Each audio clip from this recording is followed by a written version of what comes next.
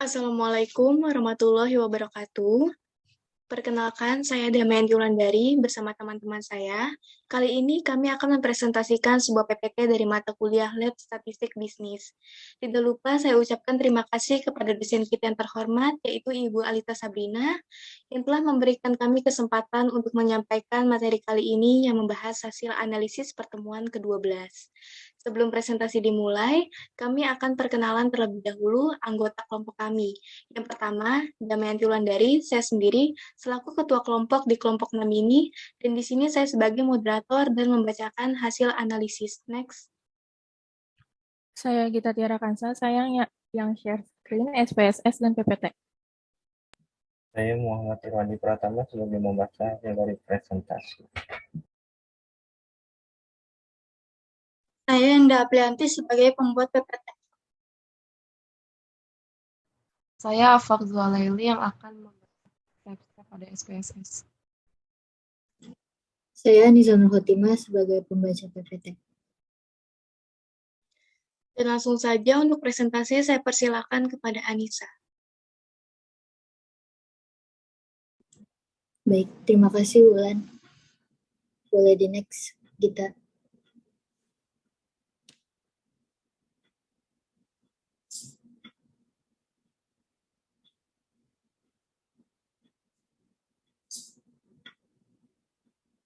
Iya, di next saja langsung ke soal. Yang pertama ada soal seorang mahasiswa ingin mengetahui pengaruh aset dan harga saham terhadap keuntungan pada industri perbankan. Analisis asumsi klasik. Yang pertama ada normalitas, kedua multikolinearitas, ketiga autokorelasi, empat heterokedastisitas. Next.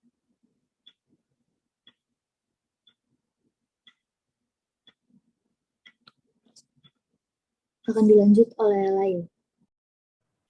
Baik, terima kasih Anissa. Saya akan menjelaskan step dalam uji normalitas. Jadi uji normalitas sendiri bisa dilihat dari beberapa cara, yaitu uji normalitas masing-masing variabel dan uji normalitas nilai residual hasil regresi. Pertama, saya akan menjelaskan step uji normalitas masing-masing variabel. Pertama, klik Analyze, lalu pilih Non-Parametric Test, setelah itu pilih Legacy Dialogues, dan Sample.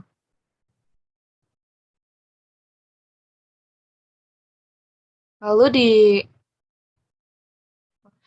masukkan semua variabel ke tes variabel list. Masukkan semua variabel ke tes variabel list, lalu klik OK.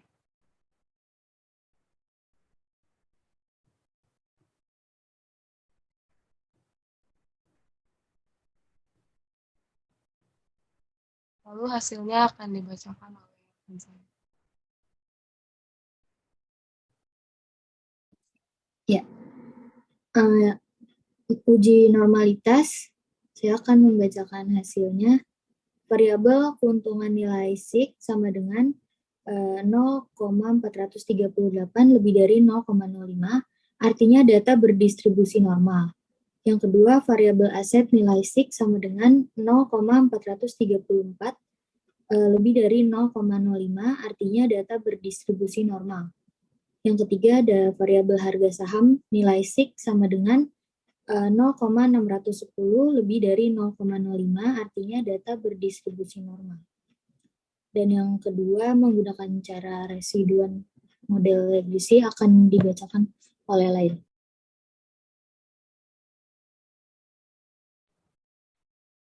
Baik, untuk menggunakan nilai residual hasil regresi, yang pertama melakukan regresinya dahulu untuk mendapatkan nilai residualnya.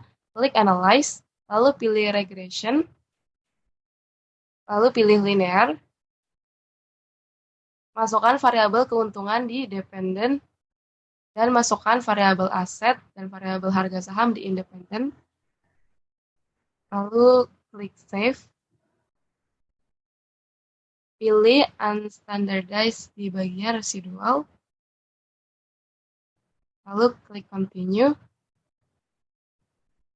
lalu klik OK.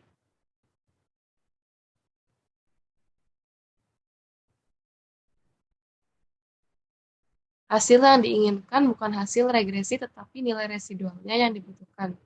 Ada variabel tambahan, yaitu res1. Yang kedua, melakukan analisis seperti biasa untuk menentukan residualnya. Klik Analyze, lalu pilih Non-Parametric Test, lalu pilih Legacy Dialogues, klik Sample, lalu klik Sample, hapus variabel harga saham, aset, dan keuntungan dari tes variabel list. Masukkan variabel Unstandardized Residual ke tes variabel list. Klik OK. Lalu hasil output yang dipakai hanya nilai SIG.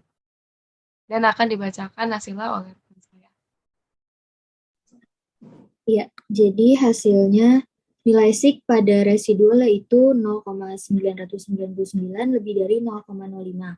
Hal tersebut menunjukkan bahwa residual pada regresi tersebut berdistribusi normal, yang artinya model regresi mengikuti distribusi normal. Selanjutnya akan dibacakan oleh Endah.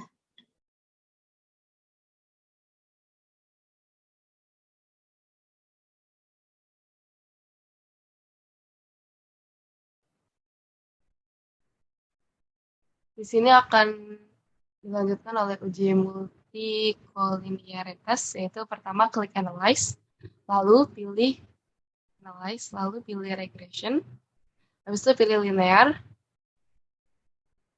lalu klik Statistik, terus klik Covariance Matrix, dan Collinearity Diagnostic. Klik Continue, lalu pilih OK.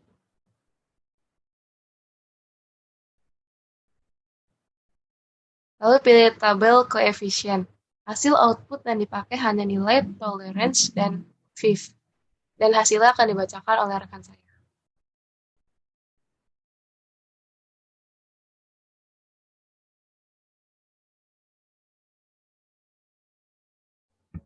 Jadi pada uji multikolinearitas, pada tabel FIF-nya itu jika nilai toleransinya itu lebih besar 0,1 atau 10%, dan nilai FIF-nya itu lebih kecil dari 10, maka dapat tidak mengalami multikolinearitas.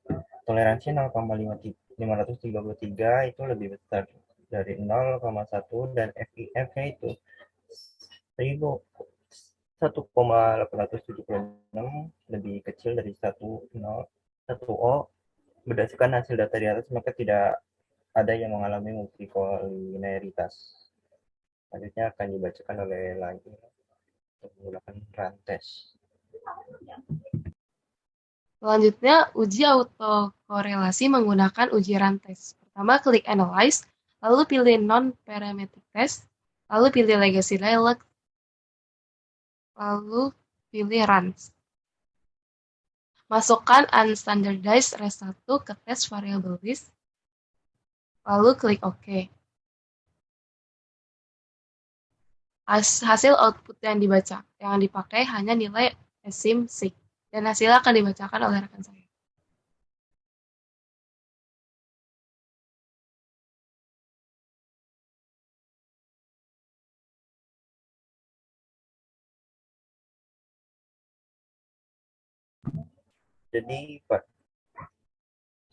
Jadi pada uji autokorelasi itu dengan menggunakan rantes itu hasil asim signya atau dua Thailand itu 1000.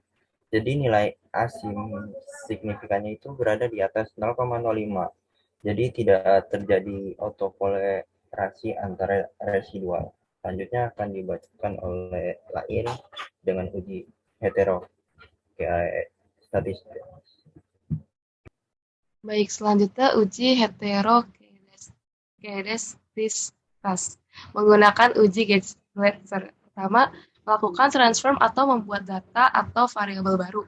Klik transform, lalu klik compute variable, setelah itu klik all the function group, dan klik apps the function and special variables. Klik tanda panah yang ke atas, lalu ketik apps res di target variable, underscore res di target variable, habis itu masukkan unstandardized result ke numeric expression, lalu klik OK. Kedua, melakukan analisis regresi lagi dan mengganti dependent variabelnya menggunakan apps_res. Pertama, klik Analyze, lalu pilih Regression, lalu pilih Linear. Di bagian dependent, variabelnya diganti menjadi apps_res, lalu klik Save. Hapus tanda checklist unstandardized and residuals, lalu klik Continue. Selanjutnya klik Statistik. Hapus tanda checklist di Covariance Matrix dan di Collinearity Diagnostic. Selanjutnya klik Continue. Dan klik Plot. Masukkan Zresit di bagian Y dan Zresit di bagian X. Lalu setelah itu klik Continue dan klik OK. Pilih tabel koefisien. Hasil output yang dipakai hanya nilai signifikan, dan hasilnya akan dibacakan oleh rekan saya.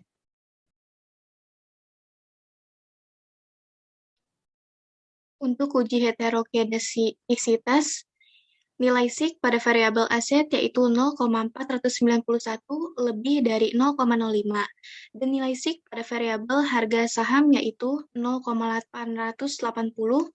lebih dari 0,05. Hasil pada tabel koefisien variabel aset dan harga saham tidak ada yang signifikan. Lebih dari model regresi tidak terdapat heterogenesitas. Next. Jadi hasil interpretasinya, yang pertama, data mengikuti distribusi normal. Yang kedua, tidak ada multikolinearitas. Yang ketiga, tidak terdapat autokorelasi